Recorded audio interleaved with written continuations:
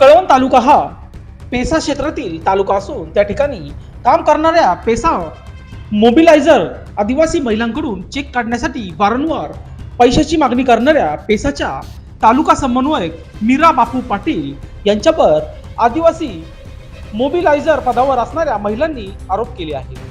याबाबत संबंधित महिलांनी जिल्हा परिषद नाशिक या ठिकाणी तक्रार अर्ज दाखल केला होता। त्या तक्रारीची दखल घेत कळवण पंचायत समितीचे गट विकास अधिकारी निलेश पाटील यांनी 27/5/2024 रोजी संबंधित तक्रारदारांना महिलांना सुनावणीसाठी बोलवण्यात आले, परंतु तक्रारदार महिलांनी मीरा पाटील यांच्या विरोधात सर्व पुरावे सादर करून देखील वरिष्ठांकडून मीरा पाटील यांच्यावर कारवाई केली जात नसल्याचा आरोप महिलांनी प्रसार माध्यमाशी बोलताना केला आहे। या प्रकरणात तक्रारदार महिला हौसाबाई केदू बहिरम, छबीबाई शांताराम धुमसे, वैशाली प्रकाश जगताप, राणी अरविंद पगार, ललिता राजू खांडवी यांच्याकडून आतापर्यंत 35,000 रुपये घेतल्याची तक्रार या महिलांनी वरिष्ठांकडे केली आहे। या प्रकरणात जिल्हा परिषदेचे उपमुख्य कार्यकारी अधिकारी वर्षा फडोळ यांनी गट विकास अधिकारी निलेश पाटील यांना तालुका समन्वयक मीरा पाटील यांची चौकशी करण्याचे आदेश दिले होते। त्याच अनुषंगाने निलेश पाटील यांनी प्रसार माध्यमाशी बोलताना सांगितले की या प्रकरणात चौकशी चालू असून योग्य ती कारवाई करण्यात येईल। तसेच या प्रकरणात तात्काळ चौकशी करून दोषी मीरा पाटील यांच्यावर कडक कारवाई न केल्यास जिल्हाधिकारी कार्यालय, जिल्हा परिषद कार्यालय नाशिक व वेळ पडल्यास मंत्रालय देखील जाऊन आम्ही दाद मागू असा इशारा तक्रारदार पेसा मोबालायझर पदावर असणाऱ्या महिलांनी दिला आहे। म्हणून या प्रकरणात तालुका समन्वयक मीरा पाटील यांच्यावर काय कारवाई होते हे बघणे महत्त्वाचे ठरणार आहे। या प्रकरणात काय बोलले व्हिडिओ निलेश पाटील आणि महिलांनी काय केलेत आरोप बघा लोकशास्त्र न्यूजवर।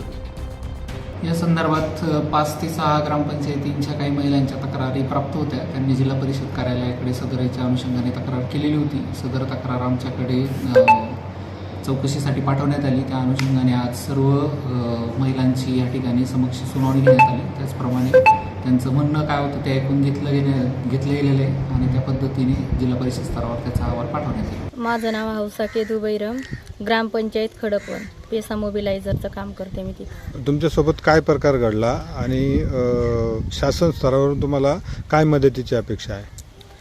सर, आमच्याकडून आहे, आम्ही काम करतो तरी आहे ना, आमच्याकडून वारंवार पैशाची मागणी केली जाते। कशा संदर्भात? पण त्यांना म्हणजे आमच्या कामाचे आम्ही काम करतो, जर एखाद्या मीटिंगला गेले नाही ना, मग तुम्हाला आम्ही सांभाळून घेतो। मग ह्या मला काय सांभाळून घेता? हे सांभाळायचे पैसे घेता का आमच्याकडनं? 5-5 हजार रुपये। असं कोण म्हणतं? पण त्यांचं नाव वगैरे किंवा मग मीरा बाबू पाटील, तालुका पेसा समन्वयक हे म्हणतात। मग तुम्हाला म्हणजे त्यांच्याबद्दल तुम्ही कुठे तक्रार केली आहे का? तक्रार सर, आता हे लोक म्हणताय की तुम्ही इथं तक्रार करायला पाहिजे। जेव्हा सर आम्ही त्यांना पैसे देताना मॅडमांना जर दिलेच नाही पैसे, ते डायरेक्ट सांगतात की आम्हाला BDO साहेबांना द्यावा लागतात, विस्तार अधिकारीला द्यावा लागतात, वरच्या साहेबांना द्यावा लागतात। महिला पण सर आम्ही पण घाबरून जातो ना, जर BDO साहेब जर पैसे घेत असतील तर मग आपण जर पैसे दिले नाही तर आपल्याला कुठं काढून टाकतील का काय? महिला याच्यानेच घाबरून जातात लगेच, मग ते पैसे देऊन टाकतो आम्ही। ताई, त्यांच्याकडून पैशांची मागणी होत होती असं तुम्ही उल्लेख केलात, तसा काही पुरावा तुमच्याकडे आहे का?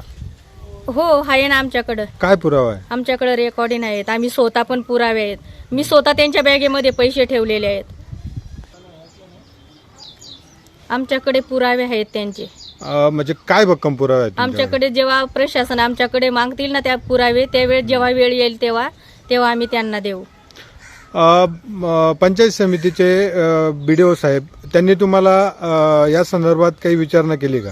विचारली हो, आम्हाला एकीला बोलवून आज सुनावणी घेतली त्यांनी आमची। काय सांगितलं त्यामध्ये? त्यांनी पण सर आम्ही BDO सरांना बोलत होतो, पण त्या पाटील मॅडम मध्येच बोलत होते का आम्हाला खोट्या आरोपामध्ये फसवत होत्या त्या। मग त्यावेळेस अधिकाऱ्यांनी त्यांना काही सूचित केलं का किंवा मग त्यांना शांत राहण्याचा काही सल्ला दिला? हो, शांत राहण्याचा सल्ला दिला, पण तरी पण ते मध्ये बोलत होते सर। प्रशासनाकडनं तरी तुम्हाला काय अपेक्षित आहे? काय कारवाई केली गेली पाहिजे? सर, आम्हाला एवढीच अपेक्षा आहे का आम्ही सत्तेच्याच बाजूने आहे, आम्ही खरोखर त्यांना पैसे दिलेले, हे आता नाही म्हणताय। आम्हाला हे ना न्याय मिळायलाच पाहिजे, आम्ही ना सत्तेच बोलू राहिलो सर, आमच्याकडे खोटे नाटक पुरावे नाही आहेत। पंचायत समिती कळवण यांच्याकडून जर तुम्हाला न्याय मिळाला नाही तर यापुढे तुमचं पाऊल काय असणार? सर इथं जर आम्हाला न्याय मिळाला नाही, पंचायत समिती कळवणमध्ये जर न्याय मिळाले नाही तर आम्ही सीओ मॅडम कडे जाऊ. त्यानंतर हे नाहीच केलं त्यांनी तर आम्ही मंत्रालयाकडे जाऊ. परंतु त्यांच्यावर कारवाई केली गेली पाहिजे. कारवाई तर केलीच गेली पाहिजे. आताही आपण जर बघितलं तर कळवण तालुका 100% पेसा क्षेत्र आहे पेसा, हो. आणि बऱ्याचशा प्रमाणात आदिवासी महिला या ठिकाणी काम करत असतात. काय सांगता येईल या प्रकारे अजून काही महिलांची अशा प्रकारे फसवणूक झाली असेल का? काय वाटतं आपल्याला? भरपूर सर, भरपूर आम्हाला सगळ्यांना, त्या महिलांना पण माहित आहे, सगळ्यांचीच फसवणूक केलेली आहे. पण त्या महिलांना खोट्या नाट्या सह्या घेऊन त्यांनी दाबले गेले महिलांना. छबीबाई शांताराम डोमशे. काय प्रकार घडला तुमच्यासोबत, काय सांगाल? अभुना पेसा मोबिलायझर तुम्ही कार्यरत आहात. माझ्यासोबत असा प्रकार घडला की काम करत असताना वेळोवेळी काम करू नये. पाटील मॅडम आमच्याचे असं म्हणजे अरेलावीची उत्तरं देतात. कोण आहे त्या पाटील मॅडम? कोण? तालुका समन्वयक. तालुका पेसा, समन्वयक. पेसा समन्वयक तालुक्याचे. बरं. मग त्यांना असं सांगायला गेलं का त्यांनी मग जास्त बोलायचं नाही. तुम्ही असे कामं का केले, तुम्ही तसे कामं का केले, म्हणजे कोणाचंही बोलणं घेऊन त्या आम्हाला असं टोचून बोलायच्या. काय आणि असं काही कामं घेऊन गेले का मग तुमच्याकडचे पैसे राहिले, मग तुम्ही आजारी होत्या एवढे दिवस, त्याच्या ते तुम्हाला मी सांभाळून घेतलं, मग याचे पैसे मला दिले नाही तुम्ही, असं तसं म्हणजे ते बरं पैसे दिले नाही म्हणून म्हणजे एक्स्ट्रा पैसे मागायचे. एक्स्ट्रा पैसे मागायचे म्हणजे एक प्रकारे ते लाच मागायचे. लाच मागत होते. मग त्यांना मी म्हटलं मी आजारी आहे, मी कसं काय पैसे नाही देऊ शकत. मी म्हणे एवढं सांभाळून घेतलं तुम्हाला, मग मला थोडेफार तरी तुम्हाला द्यावेच लागतील बा, असं तसे ते बऱ्याच वेळा बोललेले त्या मला. आतापर्यंत तुम्ही त्यांना किती पैसे दिले? तरी जवळजवळ म्हणजे 10-15 हजाराच्या घरात गेले असेल, अशी किरकोळ वगैरे सर्व धरून. मग त्याच्यानंतर काय झालं? त्याच्यानंतर मग त्यांनी सांगितलं का तुम्ही महिलांना भडकवतात बा, की तुम्हीच खरं म्हणजे महिलांना भडकवून असं सांगितलं का पेसाच्या तालुका समन्वयक आपला आदिवासीच पाहिजे. तर म्हटलं मग याच्यात खोटं काय आहे, जे आहे ते खरं सांगितलं मी. मग तालुका समन्वयक मग आपला आदिवासीच पाहिजे का नको?